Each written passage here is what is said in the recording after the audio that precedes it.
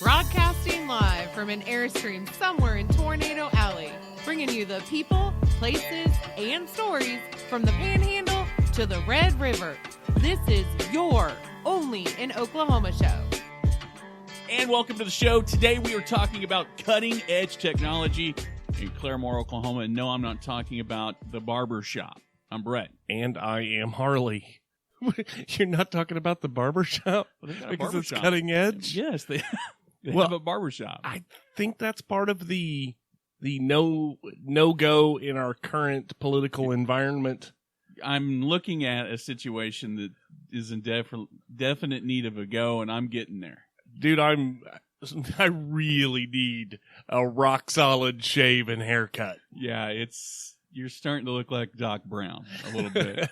I look like I've been hiding in a bunker for 3 months. Yeah, I'm feeling it too. I'm running out of, hair product is great. Somebody said to me today, I'm running out of hair product. I'm running out of part. There's a part where the hair product, when you first get it, it works great, but there's only so much of a little dabble do ya that will fix this. It's starting to outgrow the amount of product that I'm supposed to use. I'm thinking for the show, we should cut each other's hair.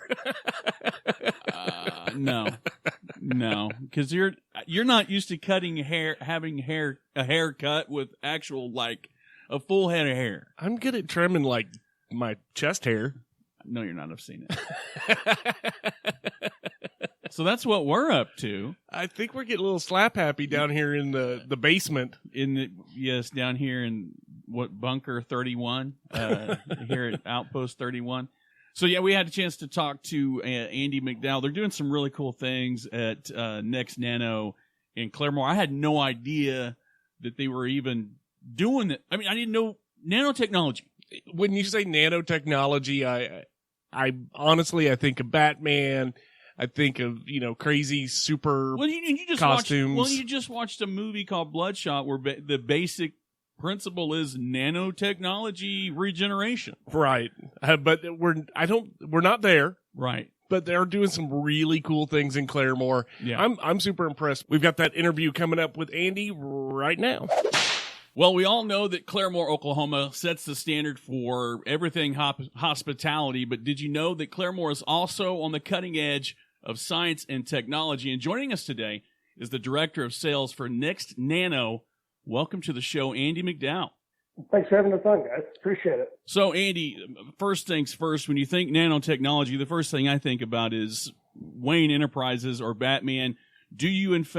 Are you part of the supply chain for Wayne Tech? I guess that's my first question. Man, I wish it was that cool. Actually, where our stuff's used today is in fine filtration applications. So nothing as cool as nanobots or anything like that. We make nanofibers, and basically it's a fancy word for a non-woven, which is basically the same material that's in a baby diaper. Just our fibers are really, really small. So can you kind of tell us how Nxtnano came to be and how it came to be in Claremore, Oklahoma? Yep. Nxtnano came to be as there's actually our founder, his name's Alan, has been in the filtration business his entire life. And in the filtration market in general, there's a constant push towards better filtration, meaning you're able to filter smaller particulates more efficiently. But the trade-off to that is that the tighter you make a filter media, the less air you can get through it. And so the only way to combat that is to go finer in fiber. And Alan was actually the head of GE when he head of filtration at GE, and they were putting nanofiber in front of their turbines.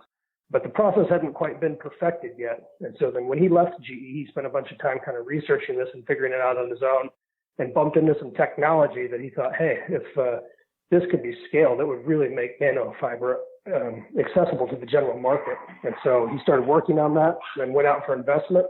We spent a bunch of money and built some machines, and by golly, by gosh, they work when we turned them on. So, Andy, for the general public, what are some of the more common applications that we may find this type of nanofiber in and just in our day-to-day? Yeah, absolutely. For everybody who's running a weld shop out there, got a dust collector on your weld shop that's got filters in it, odds are those are nanofiber filters, and really good odds it's our nanofiber that's on them. Everybody whose lights are on right now, they're on because there's a gas turbine power plant. They use a lot of them in Oklahoma that are running, and those have nanofiber filters in front of them a lot because you want those blades on your turbine to stay very, very clean. Heavy-duty diesels for over-road trucks, big Caterpillars, they use a lot of nanofiber in their filters. Some of the more recent applications for nanofiber are things we're making for liquid filtration. So for injectable drugs or purifying, even things like beer, actually, that you may got to make sure you get 100% pure before it goes to the end consumer. They can use nanofiber membranes for that. It all sounds super sci-fi. It's not nanobots. I get that.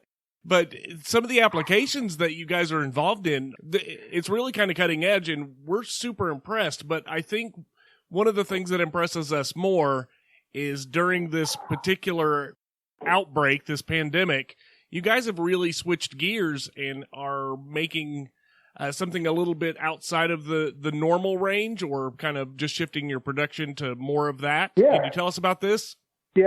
Yeah, it's an area we've never put a lot of focus on because honestly, the existing technology was good enough until a few weeks ago. Mm-hmm. And so we've started making a lot of face mask materials. In fact, we've actually freed up an entire production line to make them. And that machine will put out about 100,000 square meters a week of what is N95 rated material. And that is enough to make about 2.5 million masks a week.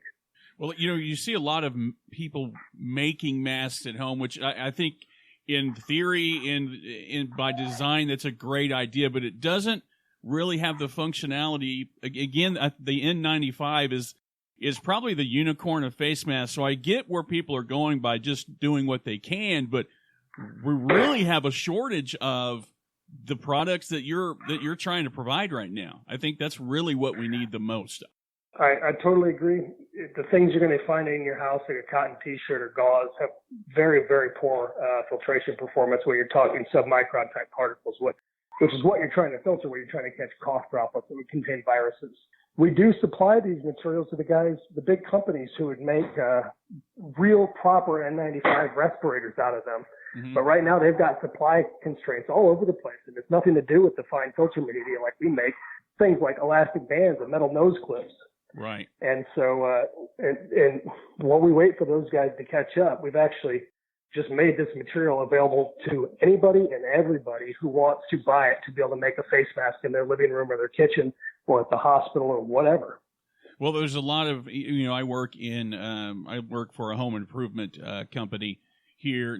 It's not local, but it's a nationwide chain. And one of the things that we have been absolutely out of is the N95 face mask, because contractors, if they don't have their own distributor, we are the direct link for those, and the minute they ran out, we haven't been able to get any. So my next question is, when you all start to produce these, what's the turnaround and what's the availability for, say, the general? Is it going to be general public, or are we kind of focusing more on the medical fields? What's the aim there? Yeah, so what we're making is not the actual finished respirator. It's the material that goes into it. Okay. Anybody can buy this, whether that's somebody who's worried about their own health or somebody who wants to sew them for the doctor's office down the street. We have people showing up all over the place. And you can make a good filter that goes in, or a good mask right there in your house.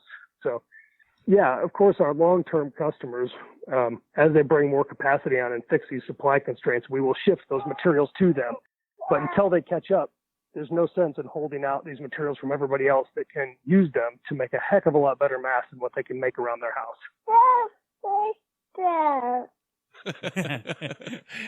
Sorry, I think that's got to stay in. Oh yeah, no, that stays in, Andy. Sorry. Oh no, James Ledger, and he wants to go outside. Where are you out of, Andy? Home for me is actually up in the Kansas City area. Ah. Yep, we've got a sales office up here, and then our manufacturing plant, like you guys said, is right down there in Tulsa, Oklahoma. Oh wow, Claremore specifically. That's weird. My brother-in-law works in Kansas City, and he works for a company that makes air transportation, but he does a lot of filter work. Yeah. He's always talking about air conveying. Yes, that's what he does. He's an engineer for a company that builds those big air conveyor systems, but he's always working on a filter of some sort.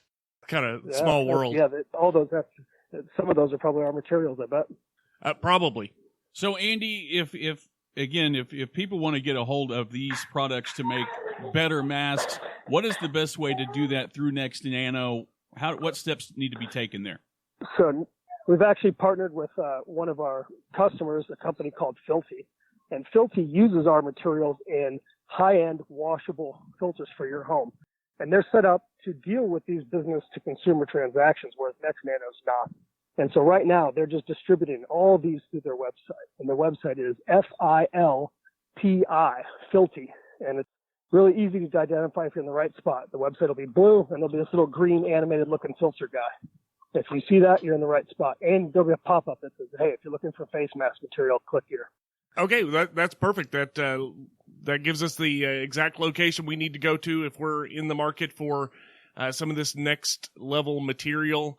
And but apparently we can't get a bat cape that can make forms and glide off of a building. But hey, when you guys get to making the bat capes, we want to know. We want to have the inside scoop on that one. Yeah.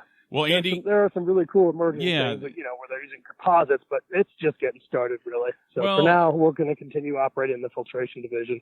Yeah, for a couple of nerds, because earlier I said, so what time is our interview with Waylon Yutani? We're just a couple of dorks, so because you think nanotech, and you go sci-fi automatically, but really, Andy, you guys are doing the Lord's work, as they say, and just another representation of a company that's switching gears to kind of fill those needs, and we really appreciate you taking the time to come on the show. No, thanks for having me out. And what we're doing is easy, guys. Honestly, the people who are going to take these materials and take all their time, cut them, sell them into masks, those are the real heroes because they've got a lot of time invested. So for us to just make sure they can get the right stuff, not a problem. But we really appreciate everybody who's going to take the time to do that, too. Well, thanks again, Andy, for being on. I'm just wondering if we can get a good discount on this stuff, because I'm thinking like a bubble, like just a 6-foot bubble. Nano bubble. Like permanent air filtration. Or it could be one of those things like you see like Wayne Coyne from the Flaming Lips, the big air-filled. Like a gerbil ball, like a hamster ball. Roll around? Yeah, but like filter coated. Yeah. The 6 feet rule would not apply. You just plow people over. Like you're just plowing the virus people over. You're just rolling over zombies. I wonder if we can get, we are kind of giving them a little plug on our show. We are. I think maybe we could, or maybe just drape the house. Right. That'd be a good one too. But in all seriousness, I love what they're doing. I know we say that about everybody that we talk to. Everything is awesome. Everything is cool. Everything is awesome, and we love everybody. We love everybody. But this is, how many? Okay, raise your hand if you knew. Hang on, though. How many times are we going to say that? Because I had no idea about Shabby Chick in Duncan, Oklahoma. I had no idea about Okie Shine making hand sanitizer. Exactly. They may sound like a logical thing to do, flipping the switch and doing something, switching the business model. But I think right now, this is kind of what we need. We've got shortages. Everything that we've talked, every person that we've talked to that is doing this thing are feeling short. It's a shortage. But I think more importantly, this isn't something, you're not going to be able to cover up your face with an old pair of tidy whities. Or people are using maxi pads, dude. Like, seriously? Yeah, I would much rather have some material that's made specifically to filter out air particles. And this stuff, I don't fully understand the science behind it, but it basically, the airways are so small that I don't understand how air gets through. Right. There are a lot of words like fibers like PUPVDF, PAN, PES. Oh my gosh, what am I doing? What are they talking about? All I know is it works. Right. And again, it's one of those things where I had no idea that this place is hiding in Oklahoma. Like, it's not one of those things, if you're outside of Oklahoma, you look to Oklahoma and go, man, I bet we could get some good nanofiber in Oklahoma. Maybe some fiber in general, maybe some yarn. I don't know, but it's a great idea, a great program, a great company, And folks, if you know somebody that's doing something like this, let us know. We'd love to hear it. Yeah, we definitely need to be calling these people out, or not calling them out, applauding what they're doing. And calling you out for not doing it. Or calling you out for not telling us about the place that you know about that we should be talking about. Even strip joints are doing curbside lap dances now, Please, guys. God, no. I'm just saying. I No. mean, we're all stepping up our game. We're all making it work. Do your part. Anyway, it's the Only in OK Show. Find us on Facebook. You know the deal. You know the deal. You know what to do. Tired of telling you. Tell your grandma about us. I'm Brett. And I'm Harley, and we're out of here. Peace.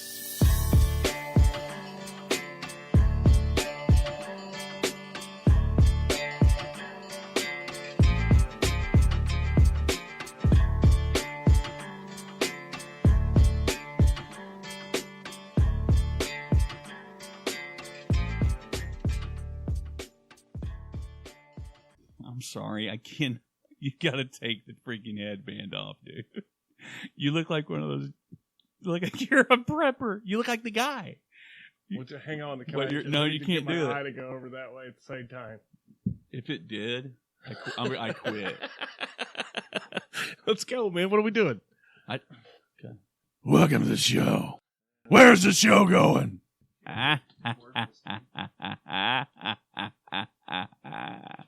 And I thought my show was bad. Wah! Bang, bang, bang, bang. Wah! Let's do this. And welcome to the show. We're back in Claremore, Oklahoma. This time it's for nanotech. Batman Nano. That's not Batman Nanotech, is it? No, it's not Batman Nanotech, but they're doing some really cool things with nanofiber. That's kind of cool. It just sounds like sci-fi. Anyway, I'm Brett. No. It's too much, too long. Well, it's rambling almost. Okay, then do it. Maybe We'll just get Apex Johnson to do it. Nanotech. Apex Johnson. See, you're already overthinking it too much, typing a bunch of stuff out. Welcome. So today we are talking about nanotechnologies. Claremore, Oklahoma. I'm Brett, and I'm Harley. Done. Okay, Done. Go. 3, 2, 1.